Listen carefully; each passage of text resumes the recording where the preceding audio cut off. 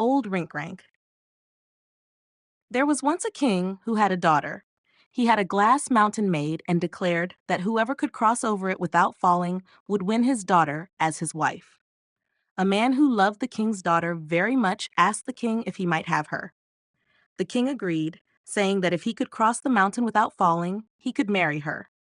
The princess said she would go with him and hold him if he were about to fall. As they were climbing together, the princess slipped and fell. The glass mountain opened up and swallowed her inside. The mountain closed immediately, and her betrothed could not see where she had gone. He wept and lamented greatly, and the king was also very sad. They had the mountain broken open, hoping to retrieve her, but they could not find the place where she had fallen. Meanwhile, the princess had fallen deep into the earth, into a great cave. An old man with a very long gray beard met her and said that if she would be his servant and do everything he commanded, she could stay alive. Otherwise, he would kill her. So she did everything he told her. In the mornings, he took a ladder out of his pocket, set it against the mountain, and climbed up. He then drew the ladder up after him. The princess had to cook his meals, make his bed, and do all his work. When he returned home, he always brought a heap of gold and silver. After many years, the princess had grown quite old. The old man called her Mother Mansrot, and she had to call him Old Rinkrank. One day, while he was out, she made his bed and washed his dishes. She closed all the doors and windows tightly, leaving only a small window open through which light came in. When Old Rinkrank returned, he knocked on the door and called, "Mother Mansrot, open the door for me." "No," she said. "Old Rinkrank, I will not open the door for thee." He said, "Here I stand, poor Rinkrank, on my 17 long shanks. On my weary, worn-out foot, Mother Mansrot, wash my dishes." "I have washed your dishes already," she replied. Again he said, "Here I stand, poor Rinkrank, on my 17 long shanks. On my weary, worn-out foot, Mother Mansrot, make my bed." "I have made your bed already," she replied. Once more he said, "Here I stand, poor Rinkrank, on my 17 long shanks. On my weary, worn-out foot, Mother Mansrot, open the door." He then ran around his house and saw that the little window was open. Thinking he would see what she was doing and why she wouldn't open the door, he tried to look in but couldn't fit his head through because of his long beard. He first put his beard through the window, and as soon as it was through, Mother Mansrot came by and shut the window with a cord she had tied to it, trapping his beard. He began to cry out piteously because it hurt him so much, and he begged her to release him. She agreed, only if he gave her the ladder he used to climb the mountain. Whether he wanted to or not, he had to tell her where the ladder was. She fastened a very long ribbon to the window, set up the ladder, and climbed out of the mountain. Once at the top, she opened the window again. The princess went to her father and told him all that had happened to her. The king rejoiced greatly, and her betrothed was still there. They dug up the mountain and found Old Rinkrank with all his gold and silver inside. The king had Old Rinkrank put to death and took all his gold and silver.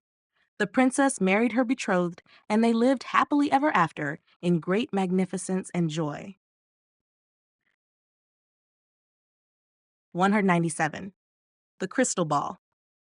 Once upon a time there was an enchantress who had 3 sons who loved each other like brothers, but the old woman did not trust them and thought they wanted to steal her power from her. So she transformed the eldest into an eagle, who had to dwell on a rocky mountain and could sometimes be seen circling in the sky in great circles. The second she transformed into a whale, who lived in the deep sea, and one could only see him occasionally spout a powerful jet of water into the air.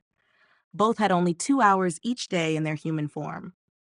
The third son, fearing she might also transform him into a wild beast, a bear or a wolf, secretly departed. But he had heard that in the castle of the Golden Sun there sat an enchanted princess, waiting for deliverance. But everyone who tried risked their life. Already 23 young men had died a miserable death, and only one remained. Then no one else could come. And since his heart was without fear, he resolved to visit the castle of the Golden Sun.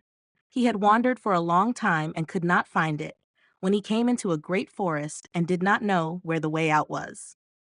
Suddenly he saw in the distance 2 giants waving their hands, and when he came to them, they said, "We are arguing about a hat to whom it should belong, and since we are both equally strong, Neither can overpower the other. Small people are smarter than we are, so we will leave the decision to you." "How can you argue about an old hat?" said the youth. "You don't know what properties it has. It's a wishing hat. Whoever puts it on can wish themselves wherever they want, and instantly they are there." "Give me the hat," said the youth. "I will go a short way, and when I call you, run a race, and whoever is first with me, it shall belong to him." He put on the hat and went away, but thought of the king's daughter, forgot the giants, and continued walking. Once he sighed from the bottom of his heart and exclaimed, "Oh, if only I were at the castle of the golden sun!" And scarcely had the words passed his lips when he stood on a high mountain before the gate of the castle. He entered and walked through all the rooms until in the last he found the king's daughter. But how he was shocked when he looked at her. She had an ashen gray face full of wrinkles, cloudy eyes, and red hair. "Are you the king's daughter, whose beauty the whole world praises?" he exclaimed. "Ah," she replied, "this is not my form. Human eyes can only behold me in this ugliness, but so that you know how I appear, look into the mirror. It cannot be deceived. It will show you my image as it truly is." She handed him the mirror, and he saw therein the likeness of the most beautiful maiden in the world, and saw how tears rolled down her cheeks with sorrow. Then he said, "How can you be redeemed?" "I fear no danger." She said, "Whoever obtains the crystal ball and holds it before the sorcerer will break his power with it, and I will return to my true form." "Ah," she added, "so many have gone to their deaths for this, and you, young blood, you grieve me, if you venture into such great dangers." "Nothing can deter me," he said, "but tell me what I must do." "You shall know everything," said the king's daughter. "When you descend the mountain on which the castle stands, there will be a wild auroch standing by a spring, with which you must fight. And if you succeed in killing it, a fiery bird will rise from it, which carries in its body a glowing egg, and in the egg the crystal ball lies as the yolk. But he does not let the egg fall until he is compelled to do so. But if it falls on the ground, it will ignite and burn everything nearby, and even melt ice itself, and with it the crystal ball, and all your efforts will have been in vain." The youth descended to the spring, where the aurochs snorted and roared at him. After a long battle, he plunged his sword into the animal's body, and it fell down. Immediately a fiery bird rose from it and wanted to fly away. But the eagle, the youth's brother, who was passing between the clouds, swooped down on him, chased him to the sea, and struck him with his beak so that in his distress he dropped the egg. However, it did not fall into the sea, but onto a fisherman's hut standing on the shore, which immediately began to smoke and was about to burst into flames. Then waves as high as a house arose in the sea, streamed over the hut, and subdued the fire. The other brother, the whale, had swum over and driven up the water. When the fire was extinguished, the youth searched for the egg, and fortunately found it. It was not yet melted, but the shell had crumbled from the sudden cooling by the cold water, and he could take out the crystal ball unharmed. When the youth went to the sorcerer and held it before him, he said, "My power is destroyed, and you are from now on the king of the castle of the golden sun. With this, you can also restore your brother's glow, human forms." Then the youth hurried to the king's daughter, and when he entered her room, she stood there in full splendor of her beauty, and they joyfully exchanged rings with each other. 198. Maid Maleen. Once upon a time there was a king who had a son who sought the hand of the daughter of a powerful king, named Maid Maleen, who was beautiful. Because her father intended to marry her off to another, his proposal was rejected. However, as they loved each other deeply, they refused to part, and Maid Maleen said to her father, "I can and will take no other for my husband." The king became angry and ordered a dark tower to be built where no ray of sun or moon would enter. Once it was finished, he said, "Therein shalt thou be imprisoned for 7 years, and then I will come and see if thy stubborn spirit is broken." Food and drink were brought into the tower for 7 years, until she and her chambermaid were led inside and walled up, cut off from sky and earth. There they sat in darkness, unaware of day or night. The king's son often circled the tower, calling their names, but no sound penetrated the thick walls. What could they do but lament and complain? Meanwhile, time passed, and by the diminishing supply of food and drink, they knew the 7 years were nearing an end. They thought the moment of their deliverance had come, but no hammer stroke was heard, and no stone fell from the wall. It seemed her father had forgotten her. With food nearly exhausted and a miserable death awaiting, Maid Maleen said, "We must try our last chance and see if we can break through the wall." She took the bread knife and dug and bore into the mortar of a stone, and when she grew tired, the chambermaid took her turn. After much labor, they succeeded in removing one stone, then a second and a third, and after 3 days the first ray of light fell into their darkness, and finally the opening was large enough for them to look out. The sky was blue, and a fresh breeze blew on their faces, but everything around them looked melancholy. Her father's castle lay in ruins, the town and villages were burned as far as the eye could see, the fields were devastated, and no human soul was visible. When the opening in the wall was large enough for them to slip through, the chambermaid leaped down first, and then Maid Maleen followed. But where could they go? The enemy had ravaged the entire kingdom, driven out the king, and killed all the inhabitants. They wandered in search of another country, but found no shelter or anyone willing to give them a mouthful of bread, so great was their need that they were forced to satisfy their hunger with nettles. After a long journey, they reached another land and tried to find work everywhere, but wherever they knocked, they were turned away, and no one took pity on them. Finally, they arrived in a large city and went to the royal palace. There, too, they were told to leave, but at last the cook said they could stay in the kitchen and serve as scullery maids. The son of the king, in whose kingdom they found themselves, had been betrothed to Maid Maleen. However, his father had chosen another bride for him, who was as ugly in appearance as she was wicked at heart. The wedding was set, and the bride had already arrived, but due to her extreme ugliness, she refused to show herself to anyone and locked herself in her chamber, forcing Maid Maleen to bring her meals from the kitchen. When the day came for the bride and the groom to go to church, she was ashamed of her appearance and feared mockery and laughter if she showed herself in the streets. So she said to Maid Maleen, "A great fortune awaits you. I have injured my foot and cannot walk well through the streets. You shall put on my wedding clothes and take my place. A greater honor cannot befall you." Maid Maleen, however, refused and said, "I do not desire honor that is not rightfully mine." It was also in vain that the bride offered her gold. Finally, she said angrily, "If you do not obey me, it shall cost you your life. I need only speak a word, and your head will lie at your feet." Thus, Maid Maleen had to obey and put on the bride's magnificent clothes along with her jewelry. When she entered the royal hall, everyone was astonished at her great beauty, and the king said to his son, "This is the bride whom I have chosen for you, whom you shall lead to church."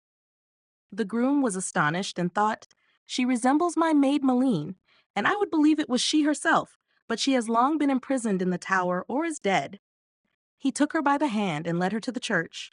On the way stood a nettle bush, and she said, "Oh, nettle bush, little nettle bush so small, what are you doing here alone? I remember the time when I ate you unboiled, unroasted." "What are you saying?" asked the king's son. "Nothing," she replied. "I was only thinking of Maid Maleen." He was surprised that she knew of her, but remained silent. When they arrived at the footbridge before the churchyard, she said, "Church footbridge, do not break. I am not the true bride." "What are you saying there?" asked the king's son. "Nothing," she replied. "I was only thinking of Maid Maleen." "Do you know Maid Maleen?" he asked. "No," she answered. "How should I know her? I have only heard of her." When they reached the church door, she said once more, "Church door, do not break. I am not the true bride." "What are you saying there?" he asked. "Ah," she replied, "I was only thinking of Maid Maleen." Then he took out a precious jewel, placed it around her neck, and fastened the clasp. They entered the church, and the priest joined their hands before the altar and married them. He led her back, but she did not speak a word the whole way. When they returned to the royal palace, she hurried into the bride's chamber, removed the magnificent clothes and jewelry, dressed in her gray gown, and kept only the jewel around her neck that she had received from the groom. When night fell and the bride was to be led into the prince's chamber, she let her veil fall over her face so that he would not notice the deception. Once all the people had left, he said to her, "What did you say to the nettle bush that stood by the path?" "To which nettle bush?" she asked. "I did not speak to any nettle bush." "If you did not do it, then you are not the true bride," he said. She managed to help herself and said, "Come forth, my maids, who carry my thoughts." She went out and confronted Maid Maleen. "Girl, what did you say to the nettle bush?" "I said nothing but, 'Nettle bush, little nettle bush so small, what are you doing here alone?' I remember the time when I ate you unboiled, unroasted." The bride ran back to the chamber and said, "Now I know what I said to the nettle bush," and repeated the words she had just heard. "But what did you say to the church footbridge when we crossed it?" asked the prince. "To the church footbridge?" she replied. "I did not speak to any church footbridge." "Then you are also not the true bride," he said. She again managed to help herself and said, "Come forth, my maids, who carry my thoughts." She ran out and confronted Maid Maleen. "Girl, what did you say to the church footbridge?" "I said nothing but, 'Church footbridge, do not break. I am not the true bride.'" "This will cost you your life," cried the bride, but hurried back to the chamber and said, "Now I know what I said to the church footbridge," and repeated the words. "But what did you say to the church door?" "To the church door?" she replied. "I did not speak to any church door." "Then you are also not the true bride," he said. She went out, confronted Maid Maleen. "Girl, what did you say to the church door?" "I said nothing but, 'Church door, do not break. I am not the true bride.'" "That will cost you your life," cried the bride in a rage, but hurried back to the chamber and said, "Now I know what I said to the church door," and repeated the words. "But where is the jewel that I gave you at the church door?" "What jewel?" she answered. "You gave me no jewel." "I placed it around your neck myself and clasped it together. If you do not remember that, then you are not the true bride." He lifted the veil from her face, and when he beheld her profound ugliness, he recoiled in shock and said, "How did you come here? Who are you?" "I am your betrothed bride, but because I feared people would mock me if they saw me outside, I instructed Cinderella to put on my clothes and go to church in my place." "Where is the girl?" he asked. "I want to see her. Go and bring her here." She went out and told the servants that Cinderella was a fraud. They should take her down to the courtyard and chop off her head. The servants seized her and were about to drag her away, but she screamed so loudly for help that the prince heard her voice, rushed out of his room, and ordered them to release the girl immediately. Lights were brought forth, and there he noticed around her neck the golden jewelry he had given her before the church door. "You are the true bride," he said, "who walked with me to the church. Come with me to my chamber." When they were alone, he said, "You mentioned Maid Maleen on our way to the church, who was my betrothed bride. If I believed it were possible, I would think you stand before me. You resemble her in every way." She replied, "I am Maid Maleen, who sat in darkness for 7 years because of you, suffered hunger and thirst, and lived in poverty and distress for so long. But today the sun shines on me again. I was married to you in the church, and am your lawful wife." They kissed each other and were happy for the rest of their lives. As retribution, the false bride's head was chopped off. The tower where Maid Maleen had been imprisoned stood for a long time, and when children passed by, they sang, "Cling clang Gloria, who sits in this Thoria? There sits a king's daughter in, whom I cannot get to see. The wall won't break, the stone won't sting. Hans with the colorful coat, come and follow me after." 199. The boot of buffalo leather. A soldier who fears nothing also troubles himself about nothing. One such soldier had received his discharge, and since he had learned no trade and could earn nothing, he wandered about begging alms from kind people. He carried an old weatherproof coat on his shoulders, and he still had a pair of riding boots made of buffalo leather. One day, he walked straight into the open country without paying attention to the path and eventually entered a forest. He didn't know where he was, but saw a man sitting on a felled tree trunk, well dressed in a green hunting coat. The soldier shook hands with him, sat down beside him on the grass, and stretched out his legs. "I see you have fine boots on, nicely polished," he said to the huntsman. "But if you had to wander about like I do, they wouldn't last long. Look at mine. They're made of buffalo leather and have served me well through thick and thin." After a while, the soldier got up and said, I can't stay any longer. Hunger drives me on. But Brother Waxboots, where does the road lead? I don't know myself, answered the huntsman. I've lost my way in the forest. So you're in the same plight as I, said the soldier. Birds of a feather flock together. Let's stay together and find the way. The huntsman smiled a little, and they continued walking further and further until night fell. We're not getting out of the forest, said the soldier, but there in the distance I see a light shining. There'll be something to eat. They found a stone house, knocked on the door, and an old woman opened it. We're looking for lodgings for the night, said the soldier, and something to line the stomach, for mine is as empty as an old knapsack. You can't stay here, answered the old woman. This is a robber's house, and you do best to get away before they come home, because if they find you, you're lost. It won't be so bad, answered the soldier. I haven't had a mouthful in 2 days, and it makes no difference to me whether I perish here or die of hunger in the forest. I'm going in. The huntsman didn't want to follow, but the soldier pulled him by the sleeve. Come, brother, it won't come to a bad end right away. The old woman took pity and said, Creep behind the stove. If they leave anything and fall asleep, I'll slip it to you. Scarcely had they sat down in the corner when 12 robbers stormed in, sat at the table which was already set, and demanded food eagerly. The old woman brought in a large roast, and the robbers enjoyed it thoroughly. When the smell of the food reached the soldier's nose, he said to the huntsman, I can't hold out any longer.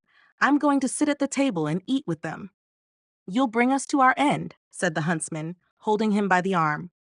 But the soldier began to cough loudly. When the robbers heard that, they threw down knives and forks, jumped up, and discovered the two behind the stove. Aha, gentlemen, they cried, sitting in the corner? What are you doing here? Are you sent as spies? Wait, you shall learn to fly on a dry twig. Only decent, said the soldier. I'm hungry, give me something to eat. Afterwards you can do with me as you please. The robbers hesitated, and their leader said, I see you're not afraid. Very well, you shall have food, but afterwards you must die. We'll see about that, said the soldier, sat down at the table, and bravely started carving into the roast. Brother Waxboots, come and eat, he called to the huntsman. You must be as hungry as I am, and you won't find a better roast at home. But the huntsman refused to eat. The robbers watched the soldier in amazement and said, This fellow wastes no time. Later he said, The food was good. Now bring out a good drink too.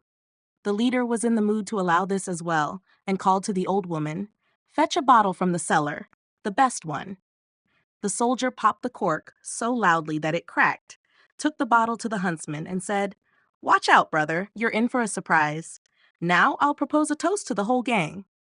Then he waved the bottle over the heads of the robbers, called out, You shall all live, but open your mouths and raise your right hand, and took a hearty gulp.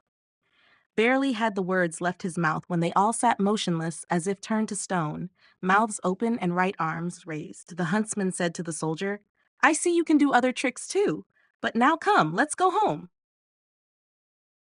Oh no, brother, said the soldier. It's too early to leave. We've defeated the enemy, and now we'll loot. They're stuck there with their mouths wide open in astonishment. They mustn't move until I allow it. Come, eat and drink. The old woman had to fetch another bottle of the best wine, and the soldier didn't get up until he had eaten enough for another 3 days. Finally, when the time came, he said, Now it's time to break camp, and so we have a short march. Let the old woman show us the nearest way to the town. When they arrived there, he went to his old comrades and said, I've found a nest full of gallows birds out in the woods. Come along, we'll root them out. The soldier led them there and said to the huntsman, You must come back with us and see how they flutter when we grab them by the feet. He positioned the men around the robbers, then took the bottle, took a sip, waved it over them, and shouted, You shall all live. Instantly, they regained their movement, but were thrown down and tied up with ropes around their hands and feet. Then the soldier ordered them to be thrown onto a wagon like sacks and said, Take them straight to the prison. But the huntsman took one of the men aside and gave him another task. Brother Waxboots, said the soldier, we have successfully caught the enemy off guard and feasted well. Now let's march calmly as stragglers behind."